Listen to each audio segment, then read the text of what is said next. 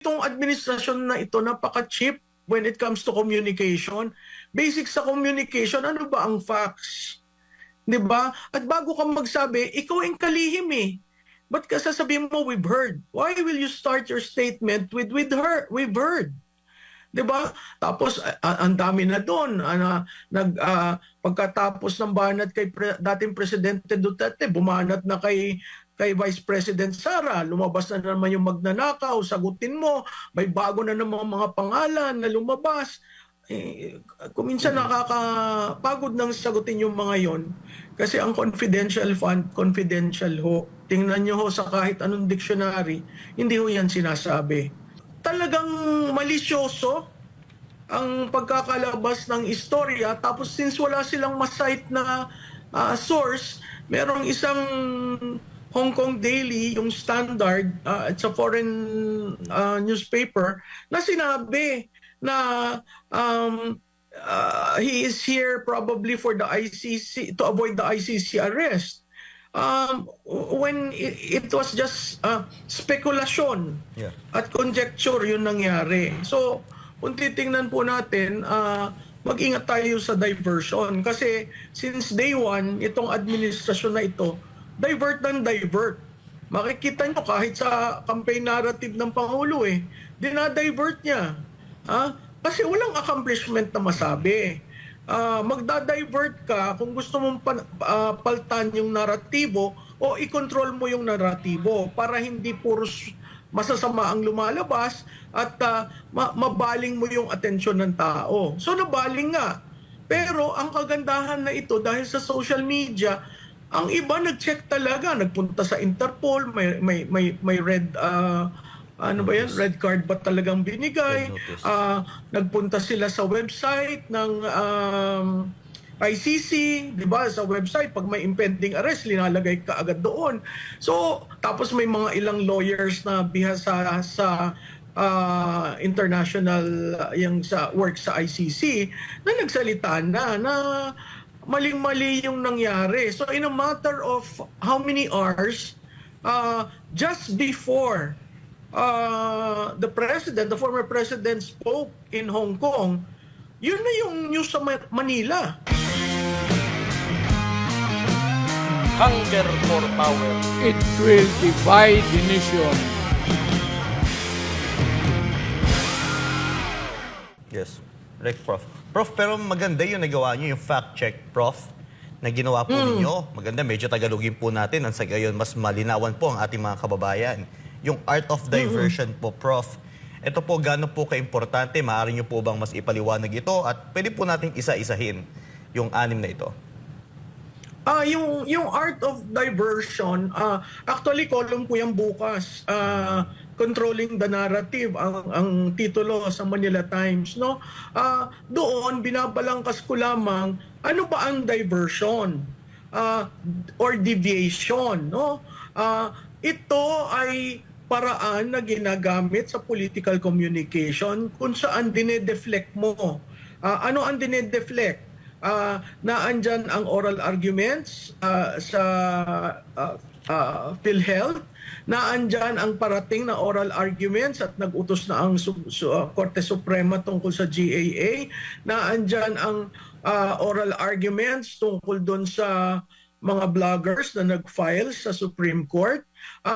So, klarado na doon sa pagda-divert, naandyan yung bridge na nasira, naandyan yung pagtaas ng mga presyo, naandyan ang pagbagsak ng approval rating ng Pangulo doon sa last na survey. Survey ng WR numero, no? So makikita mo ang daming sunod. So paano namin papaltan yung naratibo? Kailangan namin makontrol yung naratibo. Mag-i-introduce ako ng isang bagay na makakalimutan ng lahat ng tao.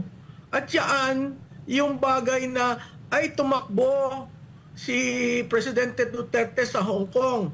Alam nyo naman kung ano ang Hong Kong, parte yan ng China. Ganun kaagad ang implication, no? Walang nagsabi na kaya siya naan doon dahil may rally ang PDP sa mga OFW at may pagpapasalamat. So lahat yun in-skirt.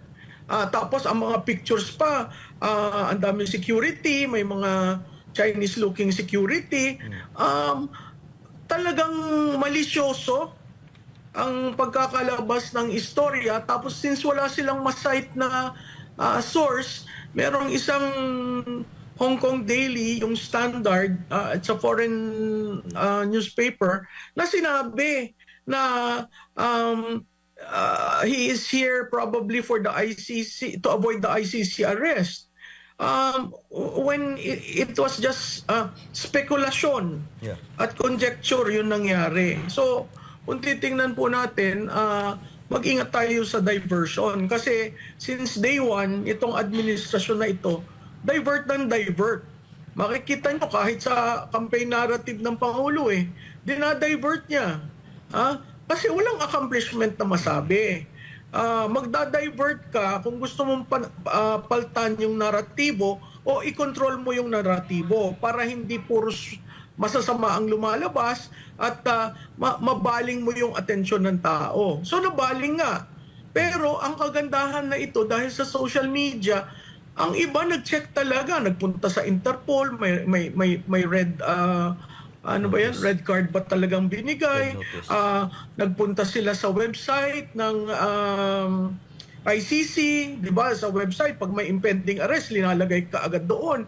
So, tapos may mga ilang lawyers na bihasa sa international yung sa work sa ICC na nagsalita na maling-mali yung nangyari. So in a matter of how many hours, just before the former president spoke in Hong Kong, yun na yung news sa Manila.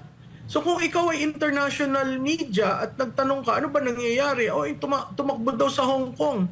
Wala ni isa from this PCO secretary to the undersecretary, no one was telling the truth, which was the president was there because there's a PDP rally in the OFW in Hong Kong. Why? Because absentee voting is about to roll out, di ba? So yung mga ganon hindi nasasabi kasi dinedeflect ka agad yung naratibo. Para ang sumasama yung isa. Hindi natitingnan ngayon si Presidente Marcos at ang administrasyon na ito. Actually, Prof, do you think medyo somehow naging epektibo yung pag-divert nila ng iba't ibang issue? Sa totoong... Hindi. Alam mo, Franco, hindi. Bakit? Kasi may ibang mga masisipag na like kung titingnan mo sa X, ang dali ka agad na rebut tapos hindi na sila nakaimik. Pansinin mo, si PCO Secretary, after issuing that, tapos may pub card pa siya sa Star. It was an interview and curated through a PubMat. Wala na. After ng sinabi niya yun, we've heard. I mean, since when is policy based on we've heard? Diba? So itong administrasyon na ito, napaka-cheap when it comes to communication. Basic sa communication, ano ba ang facts? Diba? At bago ka magsabi, ikaw ang kalihim Ba't ka sasabihin mo, we've heard? Why will you start your statement with we've heard? Diba? Tapos ang dami na doon pagkatapos ng banat kay dating Presidente Duterte, bumanat na kay Vice President Sara, lumabas na naman yung magnanakaw, sagutin mo, may bago na naman mga pangalan na lumabas. Kung minsan nakakapagod nang sagutin yung mga yon kasi ang confidential fund, confidential ho. Tingnan nyo ho sa kahit anong dictionary, hindi ho yan sinasabi. Pangalawa, sino ba ang nag-designate kay Vice President na maging Vice Chairman ng NTF-ELCAC? Okay? Pangatlo, bakit ginawang Vice Chairman si Vice President ng NTF-ELCAC at bakit binigyan ng confidential fund? Ngayon ho, kung mahina ho ang isip nyo, yung mga gumagawa, naglulubid ng istorya, na andun lang ho sa puntong yon kung bakit napabilis ang paggamit ng pondo at kung bakit alias ang ginamit. So makikita mo kaagad Franco Almar, recycle na naman. So nung hindi naging effective yung pagtira nila sa ICC, bumalik na naman kay Sara. At makikita mo yung troll army nila na andon.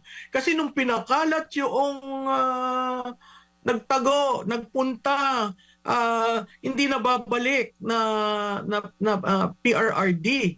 That was troll army moving both in mainstream media because the story was in mainstream media, and then they used it to push. So, ang natatawa lang talaga ako, may ibang mga mahilig sa mga platforms sa social media na sinasagot sila isa-isa. Na sinasabi, kaya nga piyesta Ang biro mo ang fake news, ang gobyerno, ang fake news ay ang dating kalihim ng DOJ na si Secretary Laila de Lima. Ang fake news yung mga kasama ng mga dilaw na hanggang ngayon galit sa mga Duterte. Sila ang nagpapakalat at tinatag nila ang mga kilalang Duterte. Bakit mo tatag? Kasi gusto nila magkaroon ng engagement, gusto nila magkaroon ng banggaan, gusto nilang, that was an operation. I will call that an operation, a propaganda operation that tries to hit the Dutertes with one shot, which is, why did they go to Hong Kong? Kaya nga ang sinasabi namin, di ba, panoodin ho nyo, bukas babalik si dating Pangulong Rodrigo Roa Duterte. Sinabi na ang oras, sinabi na ang eroplano, babalik ko siya. Sa tingin nyo naman kaya si Presidente Duterte magtatago o pupunta sa ibang bayan? Di ba? Maling-mali yung characterization nila, pero it fits their narrative. So nakokontrol nila. How do you control the narrative? By insisting. Pero yung mga ibang, kilala nyo si Presidente Duterte, kilala nyo si Vice President Sara Duterte, kilala nyo ang KOJC, ang SMNI. So merong parating nagsasabi, hindi yan totoo kasi ganito, ganyan, ganyan. I mean, really, it was a bad operation.